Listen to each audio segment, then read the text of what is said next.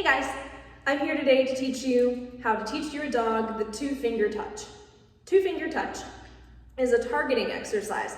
Targeting exercises are useful for a whole multitude of reasons, but the primary reason that I use targeting is to keep my dog's attention in a high distraction environment. I prefer to use this rather than a look command because touch is dynamic. It gets my dog moving, it keeps us connected in more than just eye contact. In order to play touch with me, that obviously indicates that my dog is connected to me anyway. She's probably offering me a lot of voluntary attention, and we're doing something fun together. Dogs love touch because it basically turns their humans into a giant Pez dispenser. So every time my dog targets my fingers, she's gonna get a reward. So this is my target. I am presenting my index and middle finger and curling my other fingers in on themselves. I'm holding a treat right here in the palm of my hand and enclosing it in my fingers.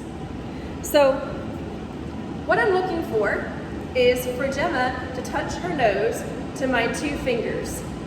In the early phases of teaching this command, your dog is going to perform this behavior because she is sniffing for the treat in your hand.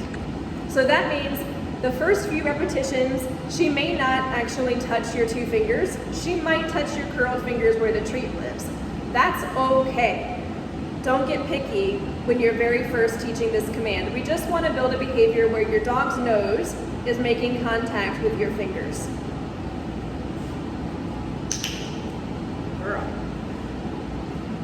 So I'm going to present my target. I'm going to wait for Jemma to touch it with her nose, click, and reward.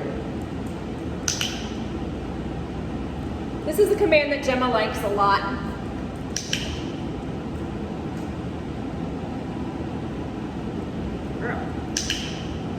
As with every other command, I don't want to add a word, a verbal cue, until I know that my dog is going to perform the behavior.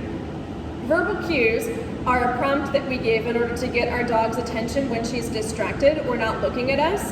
When the behavior is not solid yet, we don't want to be trying to add those cues because that's one step too far in our learning process.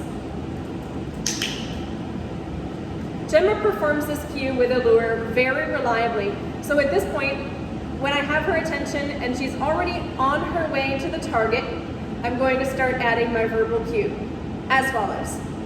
Touch. Touch. Touch. Touch. Curl. Touch.